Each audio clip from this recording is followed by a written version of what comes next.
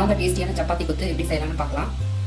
First அடுப்பத்தை வச்சுக்கலாம். ஒரு கடாய் வச்சுட்டு கொஞ்சமாக எண்ணெய் போட்டுட்டு கடுகு, சீரகம், வரமிளகாய், பெரிய வெங்காயம் இதெல்லாம் சேர்த்துட்டு வதக்கி விட்டுக்கலாம். சீக்கிரமாக வதக்கி வரதுக்காக கொஞ்சமாக உப்பு சேர்த்துக்கலாம். கொஞ்சம் கருவேப்பிலை அதையும் சேர்த்துக்கலாம். 2 தக்காளி கட் பண்ணி வச்சிருக்கோம் அதையும் சேர்த்துக்கலாம். கொஞ்சம் மஞ்சத்தூள் அதையும் சேர்த்துட்டு நல்லா கலந்து கொடுத்துக்கலாம். நல்லா எண்ணெய் தெளிஞ்சு நல்லா வதங்கி வந்துருச்சு.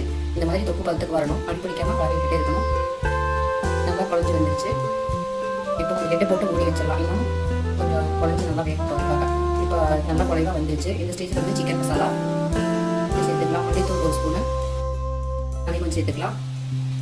ஆல்ரெடி வரமிளகாய் சேர்த்துருக்கோம். கொஞ்சமாக மிளகாத்தூள் சேர்த்துட்டு அது அடி பிடிக்காமல் இருக்கிறதுக்காக கொஞ்சமாக தண்ணி சேர்த்துக்கலாம். இது எல்லாத்தையும் நல்லா கலந்து கொடுத்துட்டு அடி பிடிக்காமல் நல்லா எண்ணெய் பிடிச்சி சூப்பராக வந்துட்டு பாருங்க.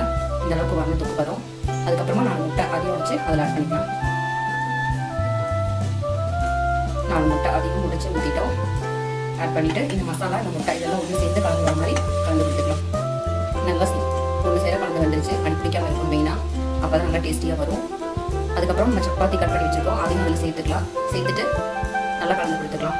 நம்ம ரோட்டு கடையிலலாம் வந்துட்டு கொத்து பரோட்டா சாப்பிடுவோம் இல்லைங்களா, அதை விட பயங்கர டேஸ்ட்டாக இந்த இது வரும். நீங்கள் கண்டிப்பாக ட்ரை பண்ணி பாருங்கள். லாஸ்ட்டாக வந்து புதினா தலை தூவி இறக்கிக்கலாம். டேஸ்ட் உண்மையாலுமே வேற மாதிரி இருந்தது. கண்டிப்பாக ட்ரை பண்ணி பாருங்க. இது சூப்பராக ரெடி ஆயிடுச்சு.